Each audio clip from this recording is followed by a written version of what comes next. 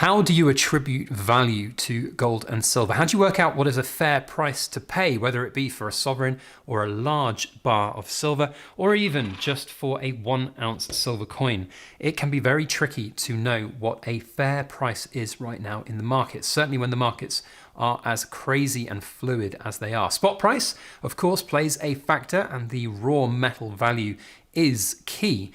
But dealer premiums, market sentiment, the types of silver, capital gains exempt products, all of these factors play into what ends up being a market rate. How do you work it out, and how important is it to work out? Well, if you get the best value on the way in and you maximize the value on the way out, it is a recipe for success in the world of gold and silver.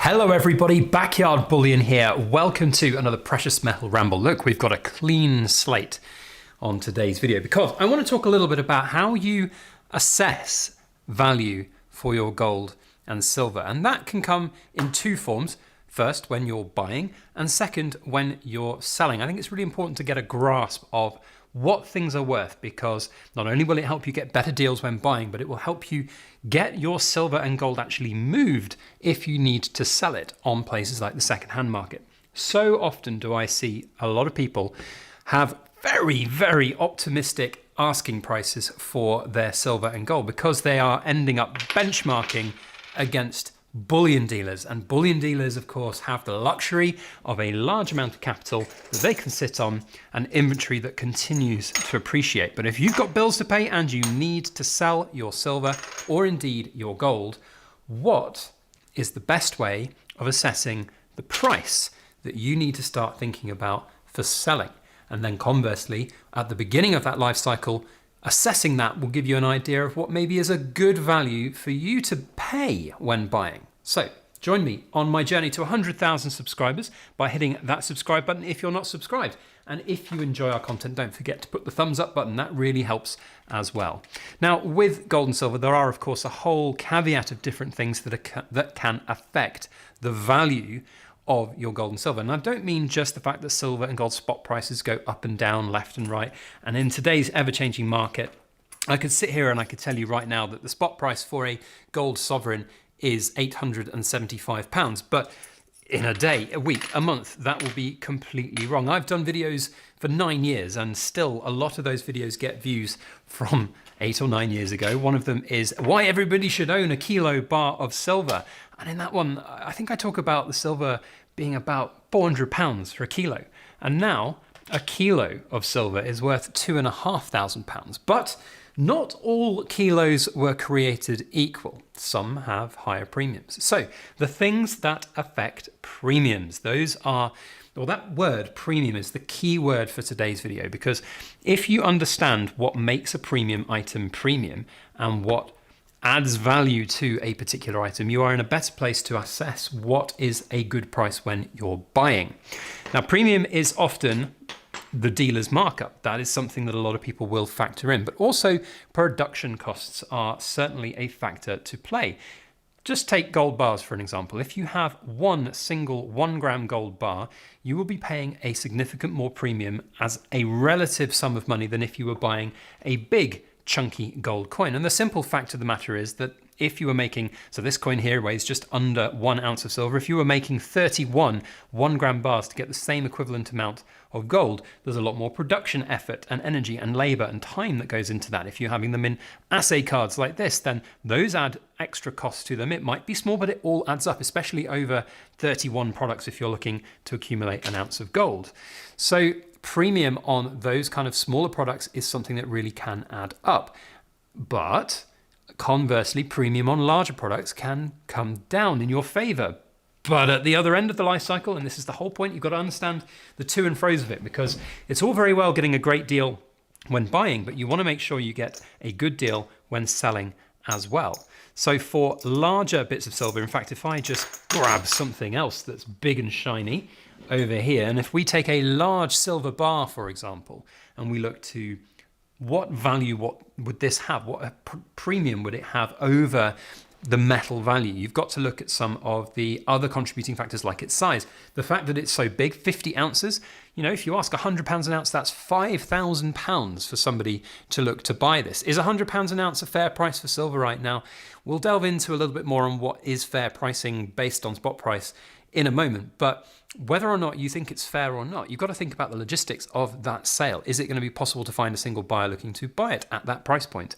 If you have 50 1-ounce individual silver coins, you're more likely to find, in my opinion, 50 individual buyers of £100 an ounce. There is a lot more labour involved in that, but you're more likely to find 50 individual people who can afford £100 an ounce than one buyer that can afford 5,000. So that is a very interesting part of it. Now, how to assess premium over spot price in the crazy market that we're seeing right now. So in the UK, throughout the 10 years that I've been buying silver and gold, bullion dealers have been a really good initial point to start a benchmarking operation. You've got to ask yourself, if someone else, Joe Blogs, wants to go and buy some gold and silver, what are their options? That's what you need to start at. They can do one of three things, really. They can go and buy from a bullion dealer, they can buy from the second-hand market and take enhanced risks. They could buy from somewhere like eBay. Usually buyers on eBay have a lot more protection, but as a consequence, prices are higher because sellers need to kind of recompense for that additional risk that they're taking as a seller.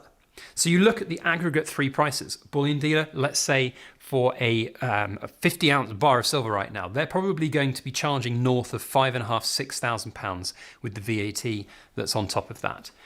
If you're looking to buy this bar from the second-hand market, as I said, £100 an ounce, probably not an unrealistic price point, perhaps on a little bit on the high side depending where spot price is.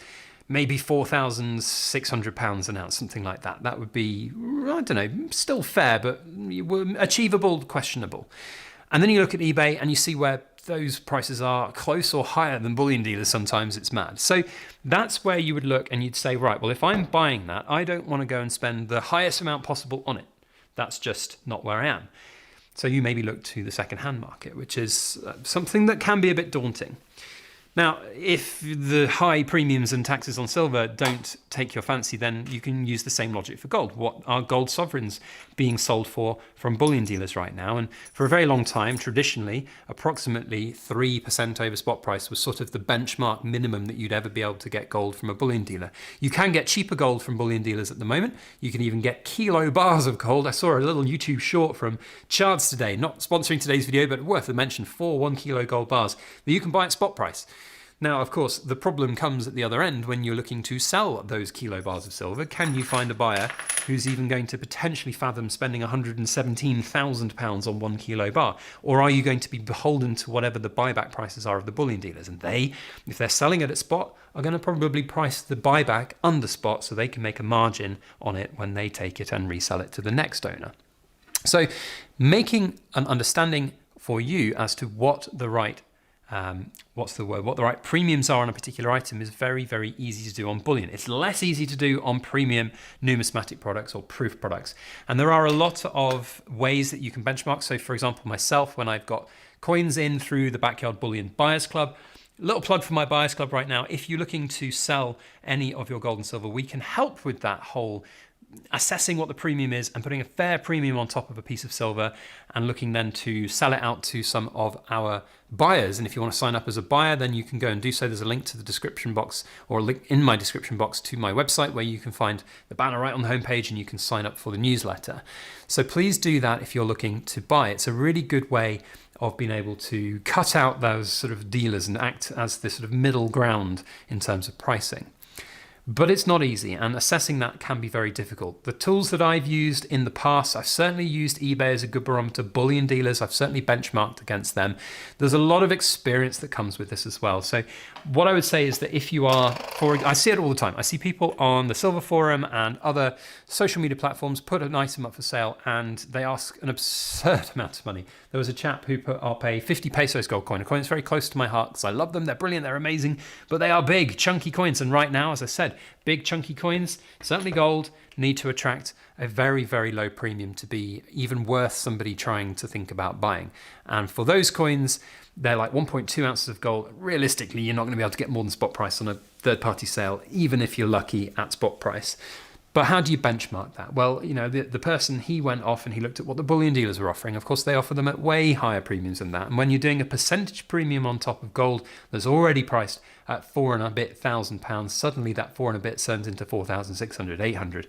And so they think, oh, well, I'm just going to match the bullion dealers. So you've got to have an appreciation of where the market sentiment is for these kind of things if you're doing selling on a particular platform. Now, if you were taking that gold coin over to eBay, you're probably going to be targeting people who maybe don't have quite the higher level of appreciation on the prices of gold and silver. And a lot of the time, those people will be looking at the gold and silver as a benchmark against a bullion dealer, not necessarily against the benchmark of the Silver Forum's trade marketplace, which is one of the best places to buy gold and silver at an affordable and decent price.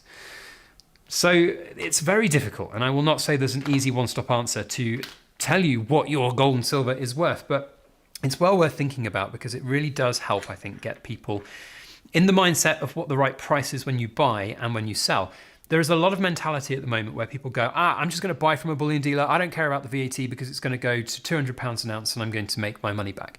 And to a certain degree, there is an element of, yes, that is possible. And you have seen over the last 3 months that people have been buying kilo bars of silver for £1,500, £1,600, £1,800, £2,000 and selling them now. You see on eBay, they're selling for £3,500. So there's good profit to be made there. If you've bought a bunch of bullion bars from a bullion dealer at £2,000, including the VAT, selling them for £3,500 now, you're laughing all the way to the bank. But imagine if you'd bought those kilo bars instead of £2,000 an ounce, you bought them at £1,200 an ounce, £1,300 an ounce. You'd be making even more return. And it's about buying as low as you can when you buy and selling as high as you can when you sell. And getting that right is the key to getting a good return on your investment when it comes to silver and gold buying. It's a hard game though, and it is not easy to manage. And if you do have items that you've put up for sale, and I've had it a lot, I've had a lot of people who, they put through an inquiry to me and they say, I'm looking to sell these Britannias that I've got and I want £125 a coin. And just the brutal honest truth is, well, thanks for the inquiry, but that's not the price point that I think is achievable through our buyers club. If you want to achieve that price, you're going to have to go and work for yourself, perhaps on the likes of eBay, or if you're going to do it yourself, then good luck to you on social media. People probably won't buy it. And then I've had a number of people come back a couple of weeks later going, well, I put all of these coins up for sale. I haven't sold a single one. What's the current market rate? And again, I will say, well, I think is the right rate for these things. And lo and behold, quite a few people then end up actually coming back through our service to sell it because they realized that perhaps they realized the hard knocks of life, the hard truth, that they're not necessarily going to get the bullion dealer prices. And the point here as well for the bullion dealers is that they can afford to sit on stock because for them, it's just going to appreciate over time. It's a hedge. For them, it's almost like an extra layer of their business. They buy a bunch of silver and gold in, they price it high because they know that eventually it will sell. That's just the life cycle of a bullion dealer. And if it doesn't sell, then they've earned money on the return. They could just liquidate it. A lot of the gold and silver that bullion dealers would have had 6 months ago that they priced high that didn't sell, it's just appreciated in value. They could literally discount it down to spot price and get it gone and still make a humongous killing on their return. Is that a bad thing? Is that unethical as businesses? I'm going to argue no, because that's just the nature of the industry. I mean, for example, I'm not a bullion dealer, but like the silver and gold that I have, I could have sold at any point in this last couple of weeks and months. I could have had this 1 kilo silver Queen's piece. I could have marked it up for £4,000. It would not have probably sold at £4,000, say 3 months ago.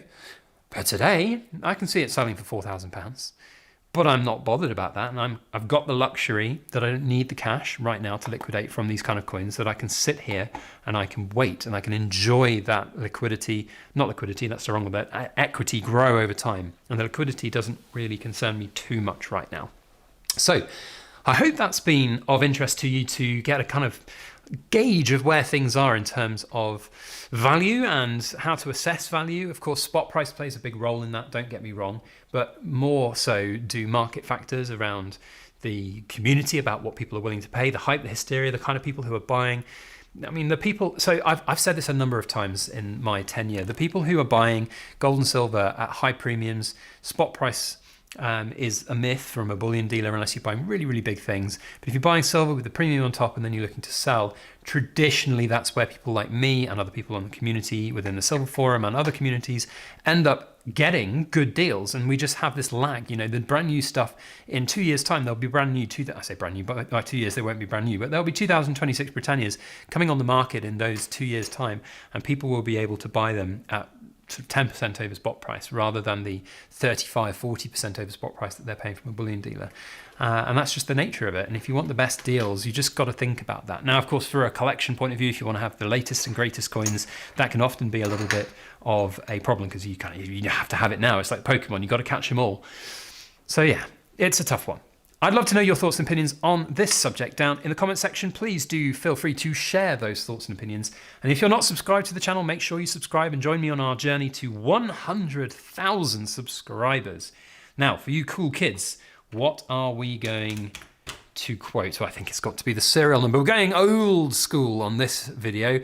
We're going to quote this serial number down in the comment section. If you do that, I will know that you are super cool and watch the back end of our videos, and you might be in with a chance to win a Silver Britannia if I pick this video in a random Cool Kid Club comment. So quote P113443 down in the comments, and I'll know that you are cool. Otherwise, that's it from me. We'll see you on the next video. As always, please make sure that you like, share, comment, and subscribe for more.